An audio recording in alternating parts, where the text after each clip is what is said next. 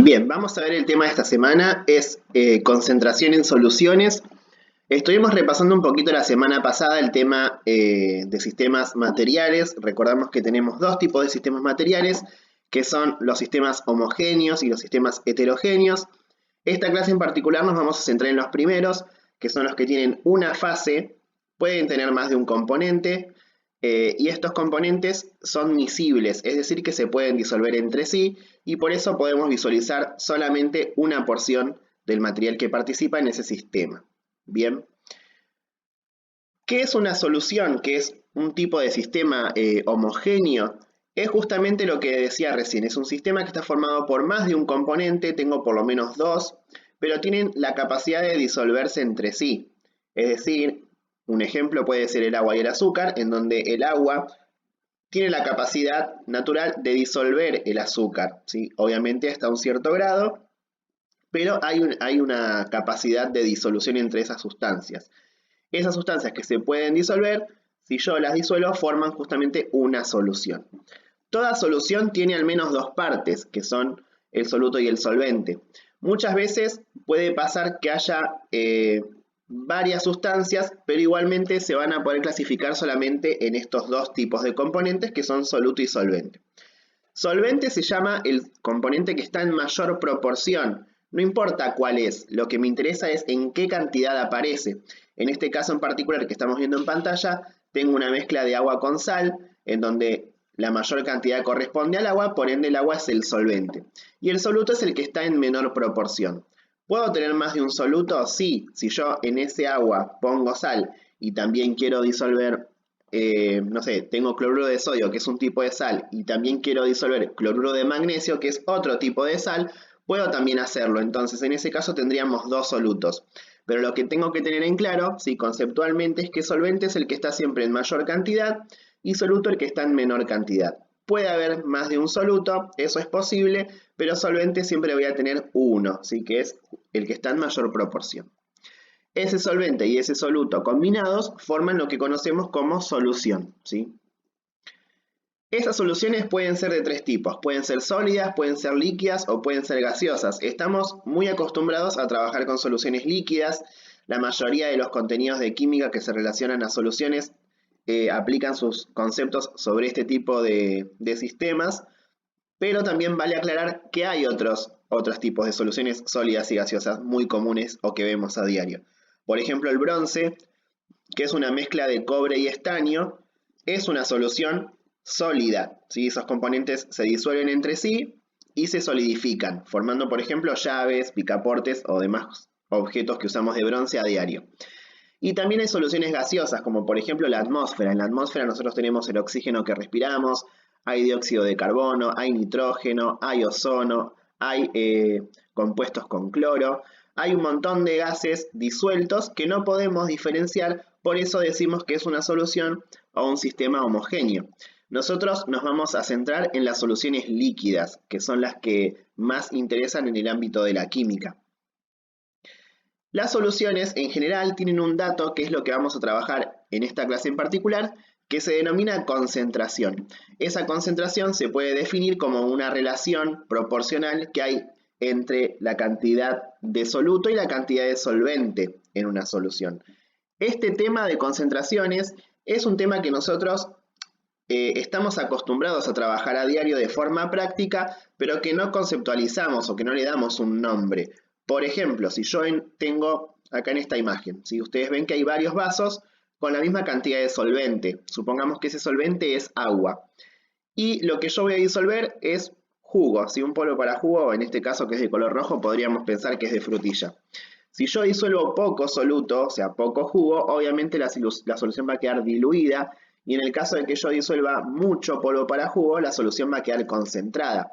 Es un concepto que nosotros sabemos manejar prácticamente, pero que quizás no sabemos conceptualizar o no ponemos el nombre.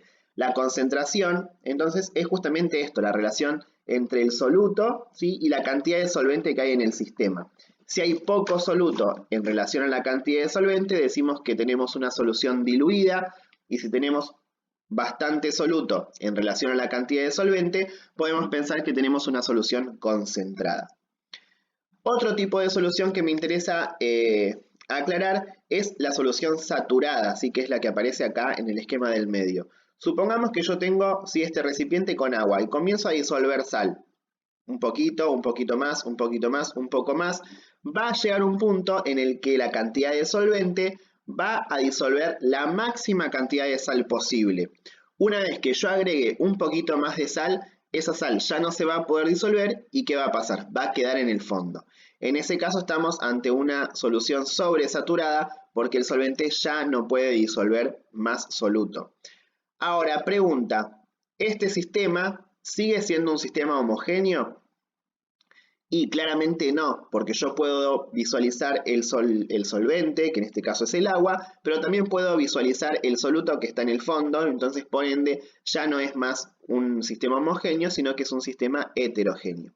Nosotros nos vamos a centrar principalmente en este tipo de sistemas, en donde todavía trabajamos con sistemas homogéneos, ¿sí? Porque puedo visualizar solamente una parte. Bien, esta concentración se puede medir de diferentes formas. La que vamos a trabajar nosotros en esta clase se llama porcentaje masa en masa, y lo que yo tengo que recordar, ¿sí? Y eso lo tengo que tener siempre presente, es que este porcentaje masa en masa significa o tiene un significado, digamos, concreto, y es que es justamente la cantidad de soluto que yo tengo siempre en 100 gramos de solución totales. ¿Qué quiere decir esto? Vamos a ver algunos ejemplos. Supongamos que yo tengo una solución que es 20% masa en masa. Este dato, al leerlo, me está dando información de esa solución, ¿sí? ¿Qué significa este dato de 20% masa en masa? Que hay en 100 gramos de solución totales 20 gramos de soluto, ¿sí?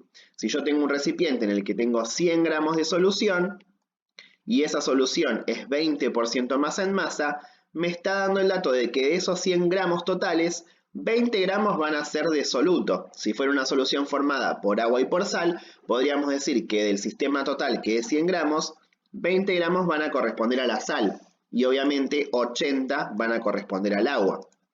Ahora, si yo tengo una solución que es 7% masa en masa, va a representar lo mismo con la diferencia de que ya no es un 20 el porcentaje de soluto, sino que es un 7%. Entonces, de los 100 gramos totales de la solución, 7 van a corresponder al soluto y obviamente 93 van a corresponder al solvente. Entonces, lo importante de esto es que cuando yo vea el dato de concentración de una solución expresado en porcentaje masa en masa, el número que está en el porcentaje son los gramos de soluto que hay en 100 gramos de solución. Siempre sobre 100, si eso es lo que debo recordar. Vamos a ver un ejemplo para ver si queda un poquito más claro. Supongamos que yo mezclo en un recipiente 180 gramos de agua y 20 gramos de sal. Bien, el agua es el único líquido que puedo medir tanto en mililitros o en centímetros cúbicos como en gramos, por eso lo estamos usando en esa unidad. Primero que nada, para poder hacer cualquier cálculo, yo tengo que saber cuál es la masa de la solución total. Y para eso voy a tener que sumar el soluto y el solvente. Entonces digo, masa de solución es igual a la masa del soluto más la masa del solvente. Cada vez que yo en un ejercicio ponga SC, lo que estoy diciendo es solución. Si pongo ST, estoy haciendo referencia al soluto, y si pongo SB, estoy haciendo referencia al solvente. Entonces, yo disolví 20 gramos de soluto en 180 gramos de agua. Por ende, la masa de esta solución obviamente es 200 gramos. Ahora, si yo quiero saber cuál es la concentración de esta solución, ¿sí? Lo que me estoy preguntando es cuántos gramos hay de soluto en 100 gramos de solución. Entonces digo, en estos 200 gramos que yo tengo, que preparé recién, ¿sí? Que preparé acá, en la parte anterior, ¿cuántos gramos de esos 200 gramos de solución corresponden al soluto? Y de esos 200 gramos hay 20 gramos de sal, ¿sí? Entonces, la pregunta que yo me hago es, ¿cuántos gramos de soluto va a haber en 100 gramos de solución? ¿Cómo resuelvo esta regla de 3 simples? Siempre de la misma forma. En este caso voy a tener que hacer 100 por 20 dividido 200, ¿sí? Y lo voy a poner con este formato. Primero multiplicamos la parte superior de la fracción y después dividimos. En este caso me va a quedar 2000 sobre 200, es 10, ¿sí? Y obviamente voy a tener que poner la unidad de gramos. Entonces, ¿qué es lo que yo averiguo acá? ¿Cuántos gramos de soluto hay en los 100 gramos de solución? Y ese justamente va a ser el dato de porcentaje masa en masa de dicha solución. ¿Cómo lo escribimos? De la siguiente manera. 10% masa en masa, 10 gramos de soluto en 100 gramos de solución. Con ese mismo resultado yo me puedo preguntar otras cosas. Por ejemplo, ¿cuánto soluto habrá en 300 gramos de la solución? Recuerden que acabamos de averiguar la concentración, que es del 10% masa en masa. Entonces, si en 100 gramos de solución va a haber 10 gramos de soluto, ¿cuántos gramos de soluto voy a tener en estos 300 gramos de solución? Lo puedo deducir este resultado, pero también lo puedo resolver mediante una regla de tres simples. ¿Cómo resuelvo esto? 300 por 10 dividido 100, me queda 3000 sobre 100 y el resultado es 30 gramos. Obviamente, si por cada 100 gramos tengo 10 gramos de sal, si tengo 300 gramos, que es 3 veces 100, voy a tener también 3 veces la cantidad de soluto, o sea, 30 gramos. Vamos a un ejemplo más. Supongamos que la concentración de una solución es del 5% masa en masa. ¿Cuánto soluto habrá en 400 gramos de esa solución? Y acá tengo que darme cuenta que este dato ya me está dando un montón de información sobre esta solución. ¿Qué información me brinda? Y la siguiente. Primero, que la masa total es de 400 gramos. Segundo, que en 100 gramos de solución va a haber 5 gramos de soluto. Eso lo vemos acá, en el porcentaje masa en masa. Y también lo que yo sé es que me está preguntando cuánto soluto hay en 400 gramos totales. Entonces, si en 100 gramos de solución hay 5 gramos de soluto, ¿cuánto soluto va a haber en 400 gramos de solución? Aplico de vuelta la regla de tres simples, 400 por 5 dividido 100, me queda 2000 dividido 100 y el resultado es 20 gramos. Quiere decir entonces que en los 400 gramos de solución hay 20 gramos de solutos disueltos y eso lo pude averiguar gracias a que conozco el dato de concentración, que es 5% masa en masa. Por cada 100 hay 5 gramos, entonces en 400 gramos va a haber 4 veces 5, o sea, 20 gramos de soluto. Bien, en resumen, ¿sí? La parte de los ejercicios, si bien me interesa que puedan, aunque sea plantearse o resolver o acercarse a una resolución de los ejercicios, no va a ser lo más importante que vamos a evaluar en esta unidad. Me interesa que sepan la parte teórica, que puedan diferenciar los conceptos de solución, soluto, solvente, concentración, algunos datos más. En el trabajo van a tener dos partes, una parte que va a ser obligatoria, que va a tener algunas preguntas en relación a este video, y algunos ejercicios que van a ser opcionales. En lo personal les pido que intenten, aunque sea hacer los ejercicios, aunque no salgan del todo, y me envíen más o menos hasta dónde pudieron llegar o qué pudieron plantear. Si salen, obviamente buenísimo, pero les voy a pedir que aunque sea una parte opcional, intenten hacerla.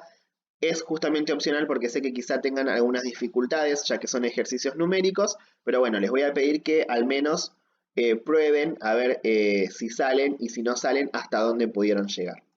Muchas gracias.